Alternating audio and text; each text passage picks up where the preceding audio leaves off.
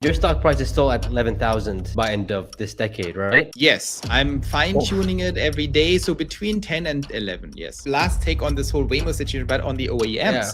I think if you're an OEM, if you're any smart, you need to basically go all in into a Robotaxi platform. That's why Tesla has no interest in partnering. Maybe they license FSD, but that's only for dumb people because the OEMs should understand no one is going to buy cars in 2030. It's game over. How many robotaxis do you think Tesla will have on the road in the US by end of the year? In my expected case, 2,000. At 2,000 deployed, stock is above 1,000. But we are all staring at Robotaxi. Now is the time. I'm 100 or 99% convinced in the next 12 months it's going to take off like crazy. The question is, will it take off in 11 months or in 2 months?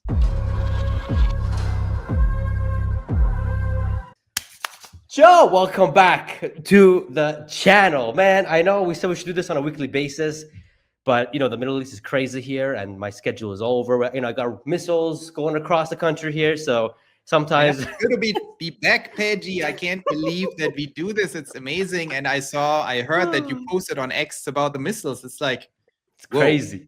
You saw the actual missiles going from Iran to Israel. It's like, that's insane. I'm not jealous of that. So yeah, that's good, crazy. So peace right now. I'm happy to hear you're safe. But in the meantime, while you guys try to survive in the Middle East, Austin, Robotaxi, the revolution. My God.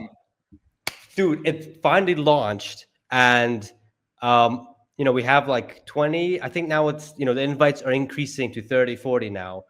And it looks like right now they have 50% of what Waymo is operating at, which is South Austin. I think within a week or so, it's going to be all of Austin, in my opinion. Waymo was always a rounding error for me. But I have a whole theory on Waymo. We can discuss it later whenever you want. But I have a huge new theory on Waymo where I changed my stance on Waymo, actually. I think they have actually a much better shot than I thought for complicated reasons that I came up with. But besides that, they have no shot against, winning against Tesla. But now I see a shot for them to survive, which is a new thing for me. I never saw that before. What is that? Tell me the theory, because I have in my mind it's over for them. There's no way that they can compete on. So here's my theory, and some people probably say I'm crazy.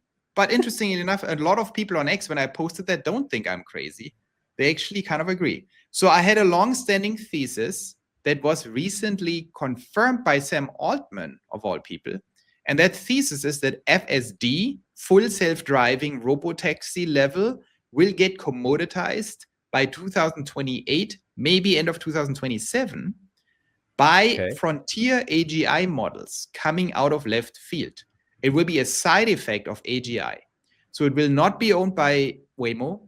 It will very likely be XAI or OpenAI or Anthropic or Google, Gemini, who invent that as a side effect. Because if you have these super intelligent systems or AGIs, they will just be able to drive without even trying. I'm 100%, 99% confident this is going to happen by 2028. Now, then people think, oh, isn't that very bad for Tesla? No, because just having that piece of technology is just a tiny little piece of the equation, right? You need the hardware platform, you need regulatory, you need scale, you need consumer access, and you need all of that, and you need massive scale before 2030, because if you're not at more than 1 million robotaxis, in my mind, by 2030, even if you have everything, you have no chance of even having 1% market share against Tesla. Because Tesla will have multi-million robotaxis at rapid scale by 2030. So in order to slip in and get your little share, so I'm estimating between 5 and 10 million robotaxis in 2030 by Tesla. So if you come into the game, you need more than 1 million on the ground by 2030, right? So now that's my core thesis, and I'm very sure I'm right on the AGI thing. So if you are not in the game, and in 2028 or late 2027, you see, oops, OpenAI has full self-driving. Okay, what do? Then it's like, oh, if you're Volkswagen, it's like, oh, we should actually create a robotaxi. Well, that takes 5 years to even get the hardware platform into manufacturing. So you can't start in 2028. You need to basically bet on that happening and go full all in now to create these scalable robotaxi platforms. Of course, no one is really going to do that because people are too dumb for that. But there's one player who might be able to do it, and that's Google. Because Google already has Waymo. They can scale Waymo into, let's say, 100,000 if they're very serious, with massive, insane losses and massive operational expenses with their shitty Waymo right now, and then bait and switch, right? They can basically create the hull, the scaffolding of Waymo, get the regulatory right, get all the markets unlocked, get the consumers in, and just lose, I estimate 50 to 60 billion losses for Google to do that, including the investment into the hardware platform, and then bait and switch out the entire tech stack, and get their Robotaxi done. That's my theory. And if they do that, they're the only ones who could get there and have a scalable system ready by 2028, and then scale to multi-million or more than 1 million by 2030. And then they're actually in the race. But would this mean with LiDAR, with what they're already using? So they have to get rid of the LiDAR right away. Not right away. I mean, when they actually do that, they have to bait and switch then. But that's easy. Man. I think Google would be able to do this because I think smart Google executives already know all of that stuff. Not Waymo executives. I say smart Google executives. Right. The Waymo team definitely has to go. Like they will be. I think the odds that this Waymo co-CEO team will be in charge, let's say 18 months from now, is like near zero. They will get fired. But then because they are losers. I mean, they just failed. Yeah, but the question is now is like, okay, don't they have to like, build the car the right way? Who do they get to build the car? So I recorded a video on Friday that comes out on Monday. I think this video probably comes out after my video, right? Yes. So tomorrow I will have a video out that I recorded before this happened that describes this whole scenario. Very interesting. And then after I recorded the video on Friday, what's his name? Jim, like the Ford CEO or the Ford guy came out and said they're betting on Waymo, not Tesla. God. So stupid. And then I said, everyone said, oh, they're so stupid, they don't get it. And I was the only one who said, no, they're not stupid. This is exactly the right choice for Ford. Because Tesla is a bad partner. Because what do you do with Tesla? Tesla is completely useless for Ford. Because Tesla has superior technology, they are a car maker, and they're going full on into cybercab. It's a losing proposition for Ford. Tesla does not need Ford at all. It's a bad business partnership. And a good business partnership, both sides desperately need each other. That's a good partnership. Right. And if you're Ford and Tesla, it's a joke. You have no chance. Tesla's not going to treat you well. Why would they even work with you? They don't want to work with you. They tell you, oh, yeah, sure, you can license FSD, pay me a lot of money. I don't even give you customer service. They are definitely not allowing Ford to go into Robotaxi. Because why would Tesla do that? They would absolutely not allow them to have a Robotaxi system. Maybe FSD for consumers, but not Robotaxi. Whereas Waymo and Google, they are dead in the water. And smart Google executives already understand that. They will get around to what I'm saying or already know it. But in the next 12 months, they will get around to my theory, unless they are already there. And I'm going to say, wait. From a business perspective, Waymo is a great asset because Waymo is the only possible competitor for Tesla. Now it sucks, the tech stack sucks, and we don't have a car. They have a self-driving technology without AI and without the car, which is ironic. But they have everything else. They have regulatory, they have operational teams, they know how to do the service, all these things. All they need is figure out an FSD technology they can plug in and a car. The FSD technology is going to come automatically. And maybe even Google is developing this thing, the AGI-based FSD. So all they need is a car. And Ford would absolutely be able to deliver that, in my opinion. If you tell Ford, here's $5 billion up front, go out, take the Mustang Mach-E, and develop a Robotaxi without a steering wheel, maybe 2 versions, big and small, or 3, right? 2-seater, 4, and van. And design manufacturing lines based on the Mach-E. So it's already there. It's like not that complicated. Just adjust it a little bit.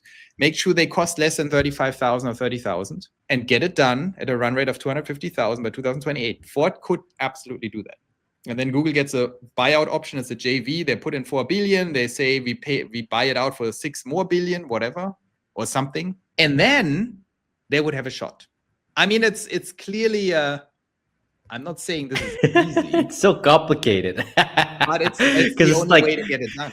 There is no other path. And we have to understand that there's a lot of money at play, right? So Google will seek out the path to survival. And I think this is a path how they could survive. But then again, it's like, okay, if they're doing it now, there's no technology that they can sway away from LiDAR and using 29 different cameras, until, as your theory says, OpenAI and all these other AI things that come up with, the prompts or whatever it is, the coding that they can use it. They can't change until, let's say that's even is successful, that happens. Then they have to restruct the whole car, which is going to, I think, cost them a lot. No, because if you're smart and a little visionary, and there are smart people at Google, I'm not saying visionary, but smart, they will anticipate that.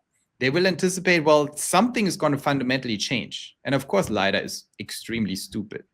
And if you start this mass manufacturing strategy with the manufacturing line today, or let's say before mid-2026, you could pull it off if you have the existing lines.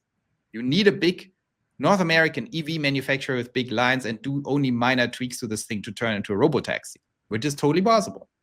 Right. By the way, it's Ford number 1, BMW number 2, Hyundai number 3, GM number 4. This is the list of the North American EV manufacturers. BMW surprisingly has the biggest EV plant in the US, in Spartanburg. But Ford is probably their partner. So each one of them could pull it off. I mean, GM, it's a little nightmare, but so I think Ford would be the best partner, and they've now said this, which is very interesting. And so you would now be smart and aim for a platform that anticipates it can be vision only, and maybe to throw a bone to the stupid Waymo people. I guess the smart Google people would throw a bone to the stupid Waymo people and say, well, yeah, sure, there's LiDAR, but you design it in a way where you can just drop it. You put a little box on top and say, okay, drop the box. So I don't think that's a big thing, right? If you have a Robotaxi platform to just get rid of the LiDAR, that doesn't change the whole manufacturing line. That's so complicated. I mean, it's so complicated. It's well, so but if you have billions at stake, things are complicated. I think it's their only shot. They need a scalable hardware platform, EV based, for a full-scale Robotaxi, and they need to believe that they can pull it off somehow. And they know their current technology is not going to do it.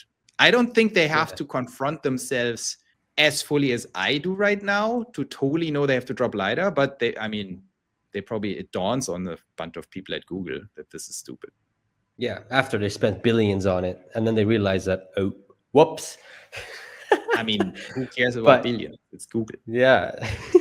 No, I think personally, I was shocked to see Jim Farley making a deal with Waymo, because it's like, it feels like smart, Pejjy. It's I know it's unintuitive, but it's smart, because you have to think about, you think who has the better technology. That's not how you think about a business deal. What use is the better technology if you partner up with a complete bully who needs you not at all, which is Tesla. Tesla is a total bully who doesn't need you. Like, it's a bad partnership for Ford. Right. But then we don't know that. Let's say like you say, Sam Altman said that FSC will be commoditized by 2028. But with what data are they going to use for it to be commoditized? I think, of course, what I'm saying is not grounded in specific evidence. It's grounded on triangulating the exponential trajectories. And I'm saying people don't understand exponential progress. By 2028, we will have AGI. And AGI potentially doesn't need training. It watches a bunch of videos, understands what driving is, and just does it like a human. A human, when you learn driving, did you watch 10 trillion videos on driving? No, you just learned it. Right. With minimum data compared to freaking FSD. And you were better at it.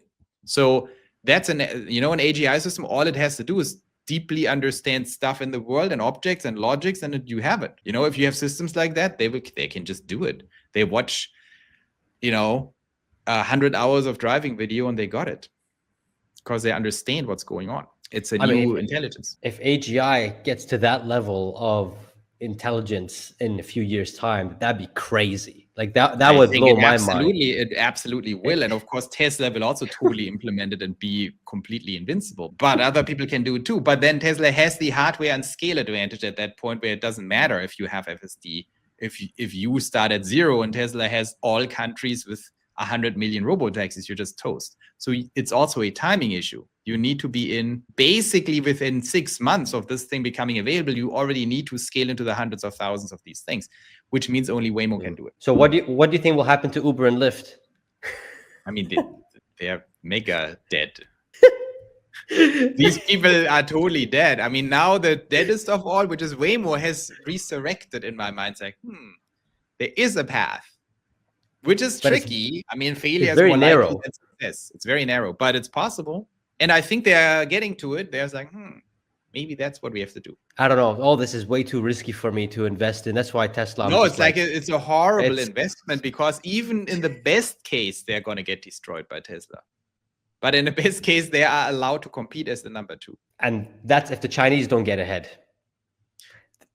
Here's what I think. I think Tesla is completely invincible and absolutely guaranteed to be the number 1. The only question is, can Waymo be the number 2? That's the only question. The Chinese have 0 chance. Here's why. You will not be, first of all, you need massive manufacturing capability inside America by 2028, and AKA no Chinese can do it. Impossible. And in Europe, because there will be massive tariffs. You're not allowed to import this stuff. Number 2, national security. You are not allowed as a Chinese company to deploy millions of robots on American streets. You're just not allowed. They will stop it. So I think Chinese are not competitors. True. I just thought for Waymo, until they have the stupid sensors and LiDAR, I just don't see a path for them to go forward. That's unless they change. They change. I don't know. I mean, if they will change, I mean, then okay, maybe there's a way. But as you mentioned as well earlier, they will change screaming and kicking. CEO gets fired and the co-CEO also gets fired. Google takes over. Google plots this out now. I can tell you already how it's going to go. All right, let's see if what happens in the next 12 months. Because if I was an automaker and I see what Tesla's doing, flipping, delivering, the first ever car got delivered like 2 days ago, fully autonomous, going on the highway, going to the guy's like front lawn. That was just incredible. That was like something. I mean, here's also my last take on this whole Waymo situation, but on the OEMs. Yeah. I think if you're an OEM, if you're any smart, if I had one tip to the large OEMs, Volkswagen to the Europeans and the Americans, you need to basically go all into robotaxi platforms, even without Google. You have to say, dude, we are screwed. We are all going to die because everything is autonomous and Tesla. We need absolutely to bet now, so we get it out by 2028. We need massively scalable single or dual model type EV manufacturing plants that only churn out robotaxis, and then pray we figure out the FSD technology through some form of partnership. Whoever does that could actually be very successful. If Volkswagen says, okay, let's focus all our energy on getting robotaxi platforms out, like 3 different ones, and figure the stuff out later with Google or whoever, but be ready on the hardware side, and then become the predominant robotaxi platform provider for the world as number 2 behind Tesla. I think that has a shot, but that's only 1 or 2 OEMs who can do that. Yeah. And they have to do it now. I have a feeling Hyundai is doing something behind the scenes with Tesla. I don't know. I have Tesla and Hyundai. But Tesla doesn't. The problem with Tesla is they don't need anyone. Tesla doesn't. I know that's true.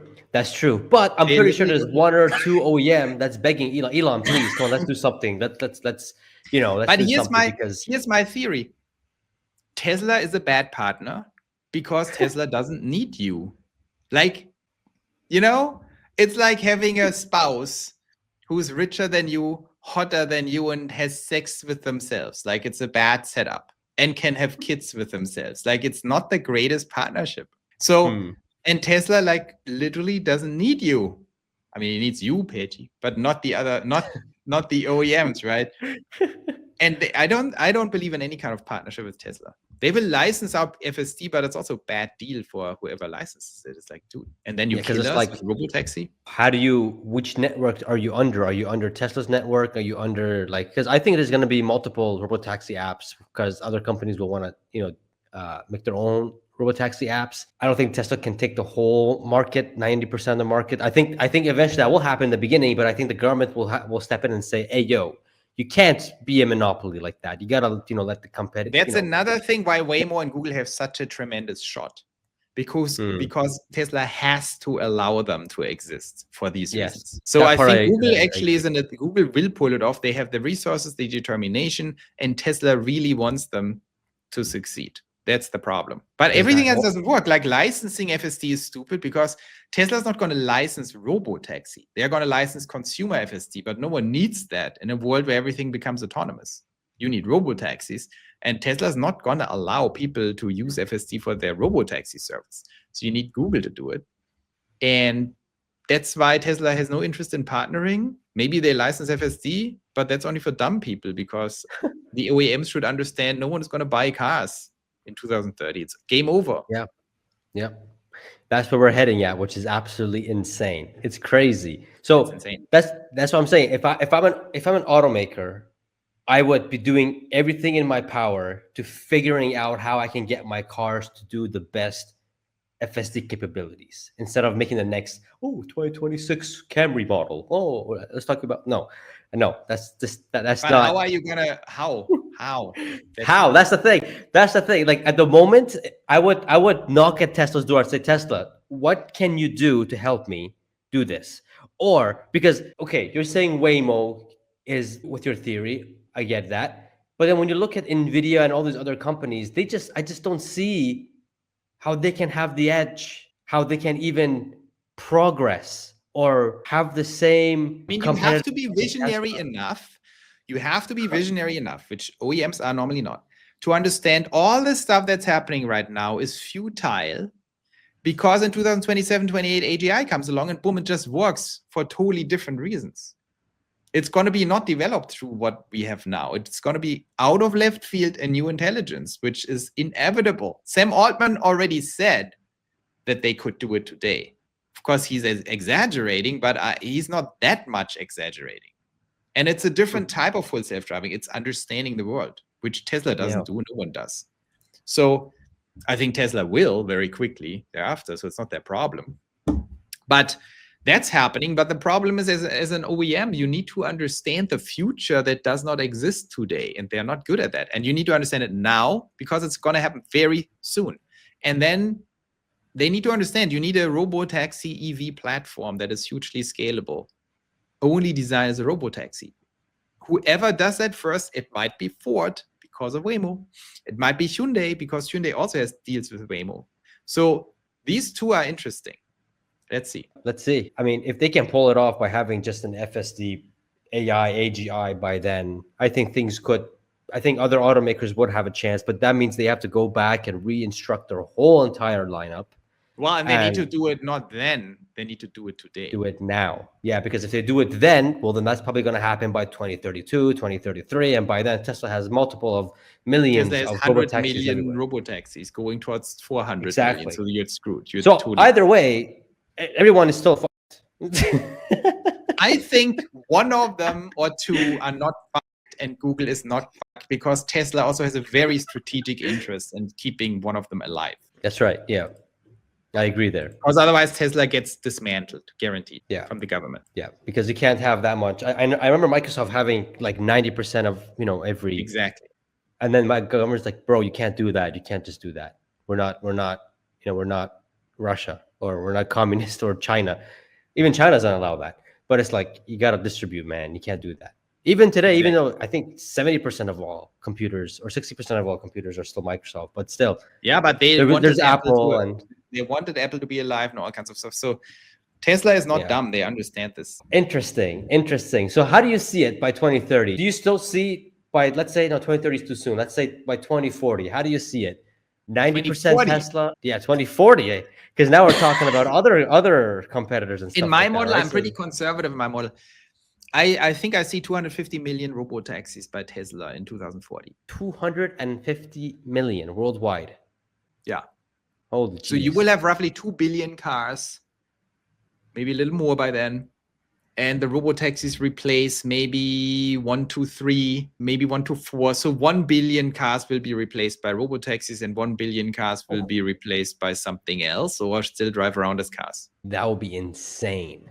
That's some big numbers. 250 So million. basically, Tesla will have roughly 50% of the market. Okay, so you're saying 50%. Okay, and 50% of the could total be others. transportation car market. Oh, not even the robotaxi market. Oh my god. No. I mean, the autonomy will be the thing. They will have 50% of the global, effectively 50% in terms of maybe 30%, depending how much this market grows, right? It's only 2 billion, maybe more people, maybe 4. So something between 25 and 50% of the market will be owned by Tesla in my model. Of everything, including all kinds of transportation that is based on independent driving things like buses and stuff, not trains, and car ownership. Like this whole thing will be one market. Everything that uses any kind of car. That's crazy. So what would in as a guess, what would your stock price? What would the stock price look like with 250 million robotaxi? I didn't model that out because I have a 10-year DCF model. So my stock price stops at 2030 because I can't look further ahead, because then I would have to model 2041, 42. And that's like insane, because humanity will have very different problems than stock prices then. Very different problems. That'd be insane. We are going to fight ASI and have utopias all over the place, pioneer lands, and people will engineer realities and all kinds of stuff. So it's going to be very different problems people have. That's right. That's right. Your stock price is still at 11,000 by end of this decade, right? Yes, I'm fine-tuning it every day. So between 10 and 11, yes. 10 and 11. That's crazy. If I honestly see that, I will buy you a coffee if that happens. Very good. But here's the thing with the stock price. I'm like, the interesting debate is not the long term. It's very easy. Even 12 months, in my opinion, is very easy. Like my conviction that Tesla is above 1,000, and I'm not talking about fair value, not about my model, but I'm talking about the actual stock price. I think the odds of the actual stock price being over 1,000 in the next 12 months is incredibly high. So for me, the question is more, what happens in between? So will we see the stock going sideways or down in the next 3 months, for example? Because Tesla will not get to any scale that convinces investors in the next 3 months. They will test and dabble around and do certain things, right? They will stay in Austin. They will not get into multi-city within 3 months. So the question is, will we inevitably see decline or sideways stock movement short term? Because if that's the case, you could reallocate to NVIDIA or something just for 90 days. Right. But I have to think more about it. I will come out with a video probably, because I have a little model. I think the initial scaling of Tesla will actually be faster than expected. Then it hits a plateau. Then it sidelines. And then maybe it goes faster than expected. Why? Because Tesla launched with 10 or something, or 20. No one knows exactly. Yeah, 10. And of course, they were undershooting. You basically go in cautiously. You have a certain level of capability, right? That you can handle X number of robotaxis with your current system, but you don't know what that X is. So you go in with way less than X. Then you figure out, well, now we figured it out. Actually, we can handle 200 or something. That's why I think they will scale very rapidly towards a higher number in the next 4 weeks, towards 100 or something. Because they will test out what that original X actually is. The original thing that was baked in based on what they already can do. So they undershot, they can quickly scale to that. But then they hit the ceiling, because that's what they actually can do. You know what I mean? Like there is an implicit quick scale just to fill up the existing capability. And then they need to actually improve all their stuff. And then it slows down. And then we figure out how fast they can improve. And I don't know the answer. So my bet would be fast scaling very rapidly in the next few weeks, then hit some sort of ceiling that could be 50, it could be 100, could be 200, could be 500, but there will be some ceiling. And then they have to grind through it. If they reach 200, 300, 400, 500, they still need to have the safety guy on the passenger seat. Because that's a lot of, because I don't think that's even scalable. They're hiring right now. Did you see it on X? So they're definitely hiring very aggressively, these people. So that's a good sign. They're going to increase it, but then to what level are they going to increase it with these people? And will they increase the stock price? Like if they just say, oh, we scale it to 50, now to 100, now to 200, but with these people on the driver's seat, I mean, Dan Ives says, or Herbert, I have my number of 2,000 Robotaxis as the inflection point, because in my mind, that would be roughly 5% of free cash flow of Tesla coming in through Robotaxi. That'd be amazing. So for me, that's the inflection point. Other people say it's the size of scaling of the geo-fenced area. Can they quickly scale and expand that area? Other people say they need to be multi-city, which I agree, that would be huge. So, and Dan Ives says something very interesting. So Herbert asked him, how many Tesla investors, institutional investors, are willing to take risk to buy the stock before they have proven to improve cash flow significantly? And Dan said, well, before AI, it was 30-70. So 30% of institutional Tesla investors were like visionary, and 70% say, show me the cash flows. And he says this has switched. Wow. Because it's AI crazy world. And so everyone wants Tesla to succeed. Everyone hopes that they succeed, and everyone is willing to give them the benefit of the doubt, but not randomly. So this was very interesting info from Dan Ives. So I think we could be very close to a massive run-up, but we could be very close to a tactical mini run-up of 10 to 20%. This is my feeling because of this quick blip. So to, let's say, 360. 370, 380, but not much more, very short term, like 4 or 6 weeks. Then we hit some ceiling. And then the next big run up could actually happen if they scale to 2 cities, to Dallas or whatever, San Antonio, like something close to Austin. And that could happen in the next 3 months, in my opinion. And that could lead to a bigger run up than people think. So that's why I'm not like, I'm a little hesitant. I think short term, the stock has actually more upside than people think, 10, 20% maybe. But then there will be some quiet period, like of a month or two, because how can it go up from there? Probably not. And then the question is, when do they actually expand into multi-city and hit this 2,000? And that, I don't know the answer. But in the best case, this can definitely happen within 3 months. In a worst case, that could take 6 to 9 months. That's the tricky part. Now, the interesting thing here is that we have Q2 delivery numbers coming up. I think by the time this video comes out, we already have those numbers, I think. But it already dropped like a stone based on that, in my opinion. It wasn't the bad news from Robotaxi. It was these numbers. Everyone was, oh, this is going to be a bloodbath. Yeah, I mean, it's stupid. I mean, no one. When you have this Robotaxi deployed and you want to focus on delivery numbers, that's just not the right way to look at it. And I think negative news are kind of priced in my opinion. But let's see. Really?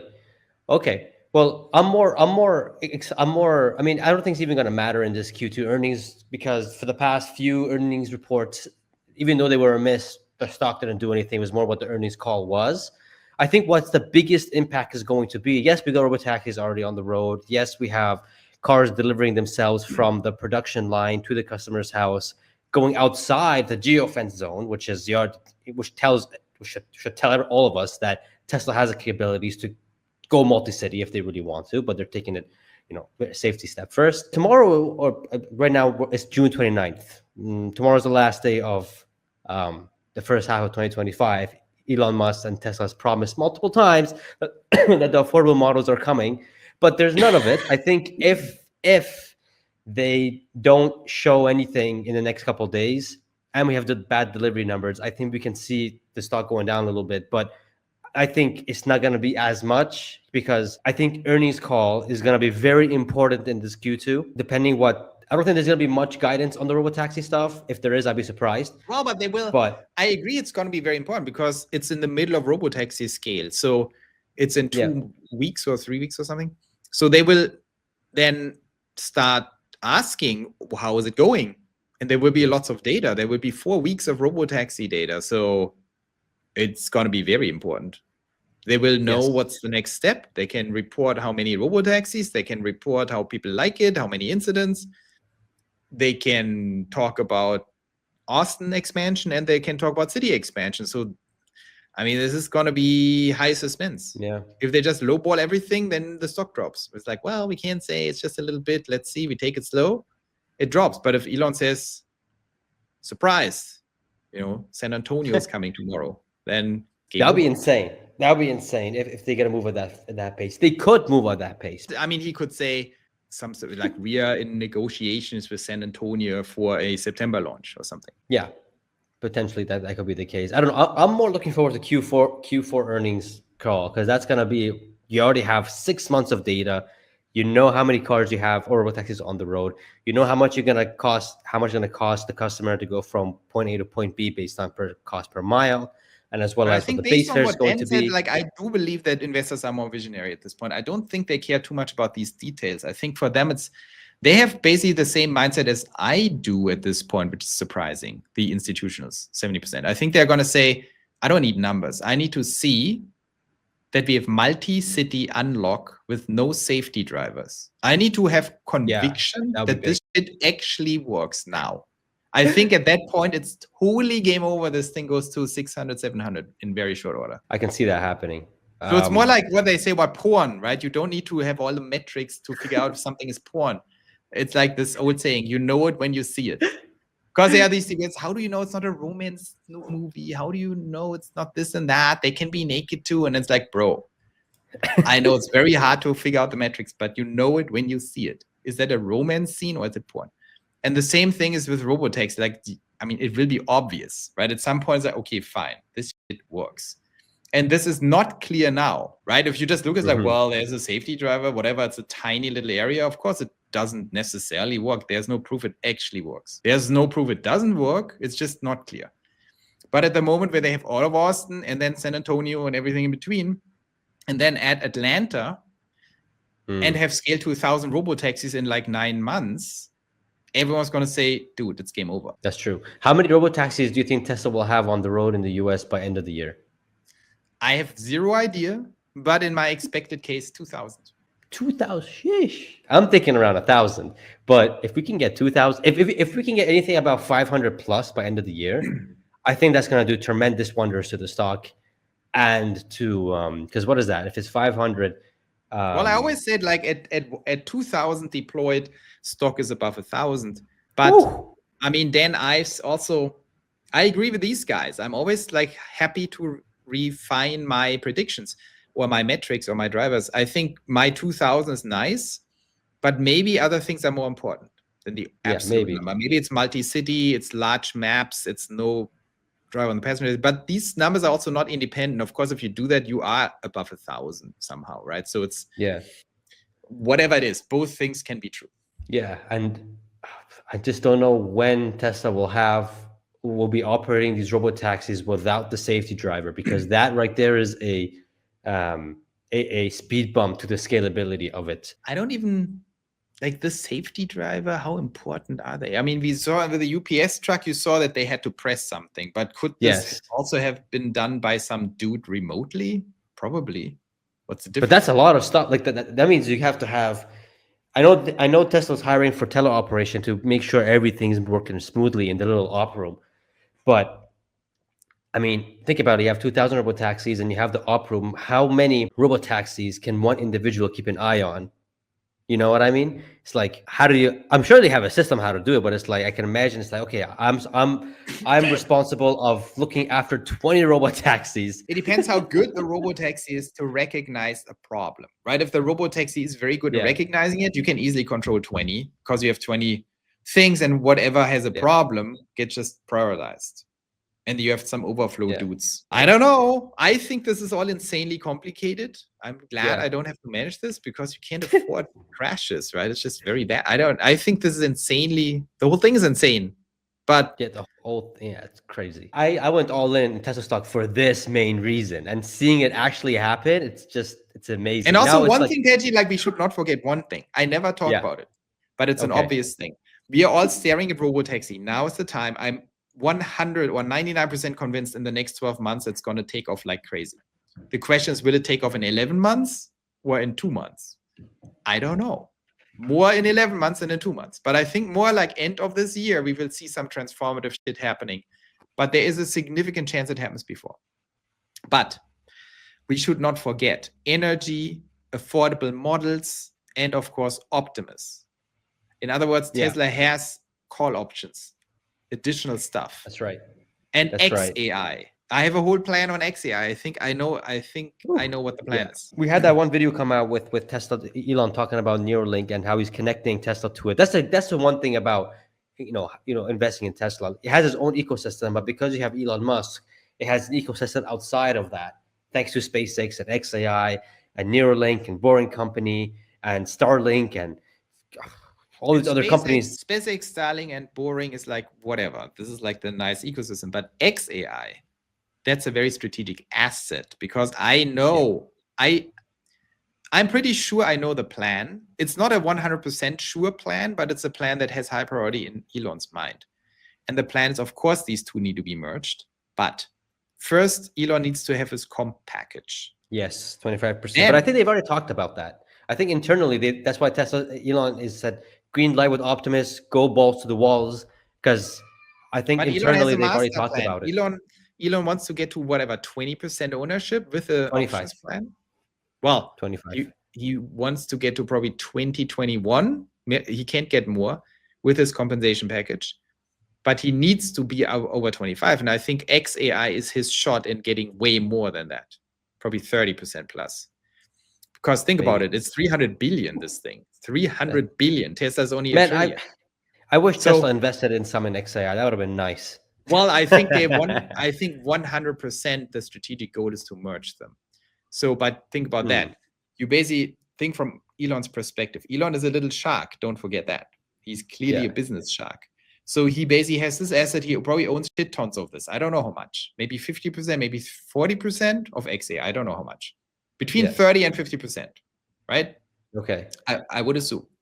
So maybe, I think so. So he owns way more than Tesla. So if you merge these two, his share in Tesla increases very significantly. And so the question is, at what valuation do you merge? And it's relative valuation. If you wait, XAI goes from 300 billion to, let's say, 600 billion. But Tesla goes from 1 trillion to 2 trillion, whatever. Yeah. So it's like a competitive race. Elon wants to first get his comp package under wraps. So that takes this year, whatever. And then he wants to merge the two at the moment where it's most advantageous to him in terms of relative valuation. So if XAI goes up to 600 billion before Tesla has the run up, that's the time to merge.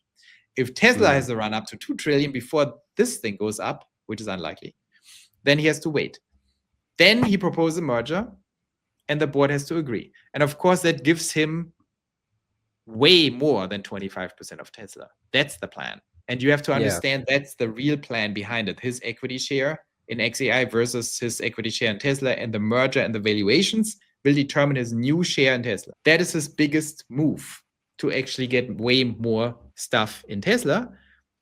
And the merger, in my opinion, I mean, it just is not just makes a lot of sense. In a way, it's like, in what future can it not merge?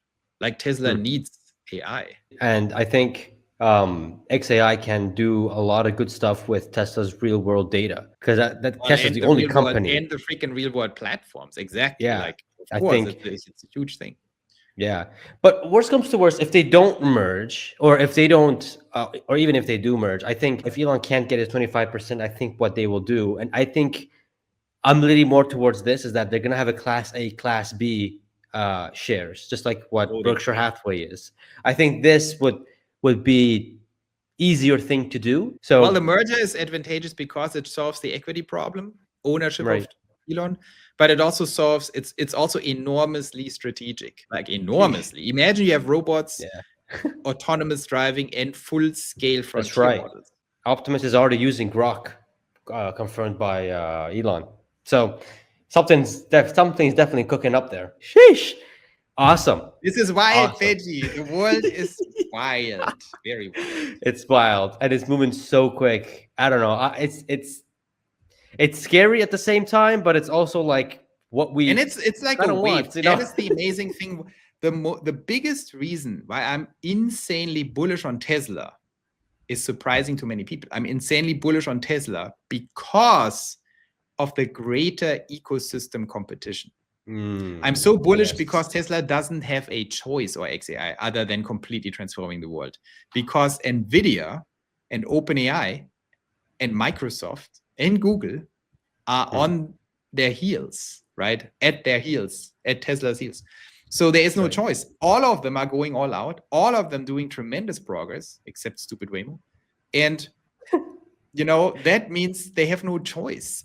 And they have tremendous technology and talent floating around from the other guys. So it's totally going to happen, 100% guaranteed. This transformation is happening. because if Tesla wouldn't do it, then Figure One does it, or Microsoft, or Nvidia, or Google, or OpenAI, or all of them. Therefore, it's going to happen. It's insane. It melts my brain when I think about these things, but I don't know. I'm just happy to see Robotaxis on the road. I'm just happy. Sheesh.